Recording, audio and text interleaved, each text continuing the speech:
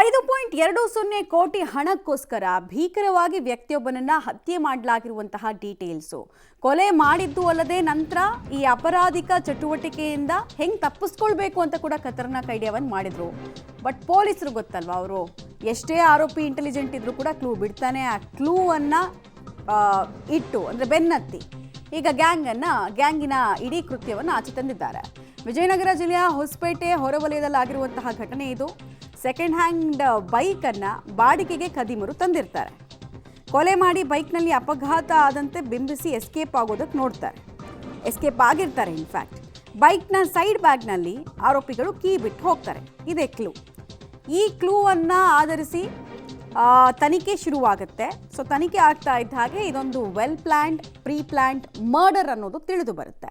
So ಮಹಿಳೆ ಸೇರಿ 5 ಆರೋಪಿಗಳನ್ನು ಪೊಲೀಸರು ಬಂಧಿಸಿದ್ದಾರೆ. ಈ ಆರೋಪಿಗಳಿಗೂ ಮತ್ತು ಹತ್ಯೆಯಾದಂತಹ ವ್ಯಕ್ತಿಗೂ ಏನು ಸಂಬಂಧ ಇತ್ತು, ಹೆಂಗೆ ತಂದು 5.20 ಕೋಟಿಯಷ್ಟು ಇನ್ಶೂರೆನ್ಸ್ ಇದೆ ಅನ್ನೋದು ಗೊತ್ತಾಯಿತು, ಎಲ್ಲವೂ ಕೂಡ ಆಚೆ ಬರಬೇಕಾಗಿದೆ. ಬಟ್ ಹಣಕ್ಕೋಸ್ಕರ ಅಂದರೆ ಸಾರ್ವಜನಿಕರಲ್ಲಿ ಹೇಳ್ತಾ ಇರೋದು ಇದನ್ನು, ಯಾರಾದರೂ ಹಣ ಇದ್ದರೆ, ಇನ್ಶೂರೆನ್ಸ್ ಇದ್ದರೆ ದಯವಿಟ್ಟು ಅದು ನಿಮ್ಮಲ್ಲೇ ಇಟ್ಕೊಳ್ಳಿ.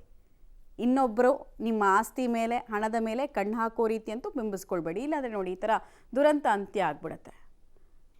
ಇನ್ನು ಆರೋಪಿಗಳು 5 ಜನ, ಒಟ್ಟು ಅದರಲ್ಲಿ ಮಹಿಳೆ ಕೂಡ ಒಬ್ಬರಿದ್ರು ಅನ್ನೋದು ಮಾಹಿತಿ ಸಿಗ್ತಾ ಇರೋದು. ಅಷ್ಟು ಜನರನ್ನು ಅರೆಸ್ಟ್ ಮಾಡಿದ್ದಾರೆ. ಡೀಟೇಲ್ಸ್ ಕೊಡ್ತಾರೆ ಅಮರೇಶ್.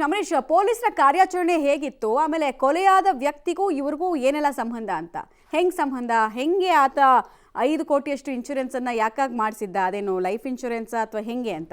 ಮಮತಾ, ಹೊಸಪೇಟೆಯ ಗಂಗಾಧರ್ ಅನ್ನುವಂಥ ವ್ಯಕ್ತಿಗೆ ಅನಾರೋಗ್ಯ ಇರುತ್ತೆ, ಅಂದರೆ ಸ್ಟ್ರೋಕ್ ಆಗಿರುತ್ತೆ. ಹೀಗಾಗಿ ಅವರು ಬಹುತೇಕ ಕಡುಬಡತನದಲ್ಲಿರ್ತಾರೆ. ಇದನ್ನೇ ಬಂಡವಾಳ ಮಾಡ್ಕೊಂಡಿದ್ದಂಥ ಒಂದು ಗ್ಯಾಂಗ್ ಏನಿತ್ತು, ಆ ಗ್ಯಾಂಗ್ನಿಂದ ಹುಲಿಗೆಮ್ಮ ಅನ್ನುವಂಥ ಮಹಿಳೆಯನ್ನು ಸಂಪರ್ಕ ಮಾಡ್ತಾರೆ. ಅದಾದಮೇಲೆ ಆ ಮಹಿಳೆಯಿಂದ ಗಂಗಾಧರ್ನಿಗೆ ನೇರವಾಗಿ ಸಂಪರ್ಕ ಮಾಡಿ ಅವರಿಬ್ಬರಿಗೂ ಒಂದು ರೀತಿ ಭಾಳ ಕ್ಲೋಸ್ನೆಸ್ ಆಗಿರ್ತಕ್ಕಂಥ ರೀತಿ ಇರುತ್ತೆ. ಅದ್ರ ಜೊತೆಗೆ ಗಂಗಾಧರ್ನ ಹೆಂಡತಿ ಹುಲಿಗೆಮ್ಮ ಅನ್ನೋ ರೀತಿಯಲ್ಲಿ ಬಿಂಬಿಸಿ ಒಂದಿಷ್ಟು ನಕಲಿ ದಾಖಲೆಗಳನ್ನು ರೆಡಿ ಮಾಡಿಸಿ ಅಲ್ಲಿಂದ ಅವರ ಹೆಸರ ಮೇಲೆ ಒಂದಿಷ್ಟು ಇನ್ಶೂರೆನ್ಸ್ಗಳನ್ನು ರೆಡಿ ಮಾಡಿಸಿರ್ತಾರೆ. ಅಂದರೆ ಗಂಗಾಧರ್ ಆದಷ್ಟು ಬೇಗ ಮೃತಪಡ್ತಾರೆ.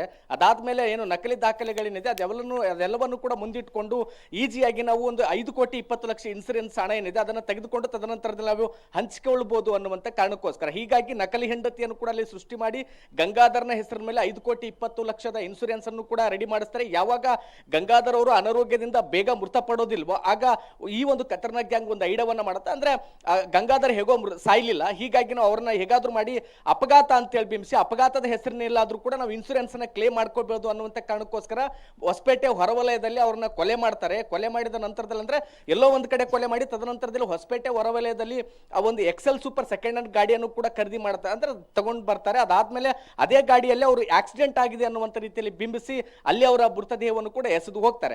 ಅದಾದ್ಮೇಲೆ ಮೃತ ಗಂಗಾಧರ್ ಅವರ ಹೆಂಡತಿ ಶಾರದಾ ಅವ್ರಿಗೆ ಅನುಮಾನ ಬರುತ್ತೆ. ಹೀಗಾಗಿ ಅವರು ತದನಂತರದಲ್ಲಿ ಹೊಸಪೇಟೆಯ ನಗರ ಸ್ಟೇಷನ್ ಅಲ್ಲಿ ಒಂದು ದೂರನ್ನು ಕೂಡ ದಾಖಲು ಮಾಡ್ತಾರೆ. ಅದಾದ್ಮೇಲೆ ತನಿಖೆಗಿಳಿದ ಪೊಲೀಸರಿಗೆ ಒಂದು ನಿಜಾಂಶ ಹೊರಗಡೆ ಬರುತ್ತೆ. ಇದೆಲ್ಲವೂ ಕೂಡ ನಡೆದಿರುವಂತದ್ದು ಇನ್ಸೂರೆನ್ಸ್ ಹಣವನ್ನು ಕ್ಲೇಮ್ ಮಾಡ್ಕೊಳ್ಳೋದಕ್ಕೋಸ್ಕರ ಅನ್ನುವಂಥದ್ದು.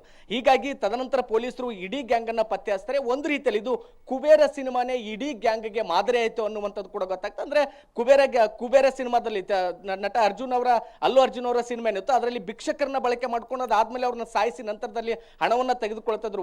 ಬ್ಲಾಕ್ ಮನಿಯನ್ನ ವೈಟ್ ಮನಿ ಆಗಿ ಮಾಡ್ತಿದ್ರು.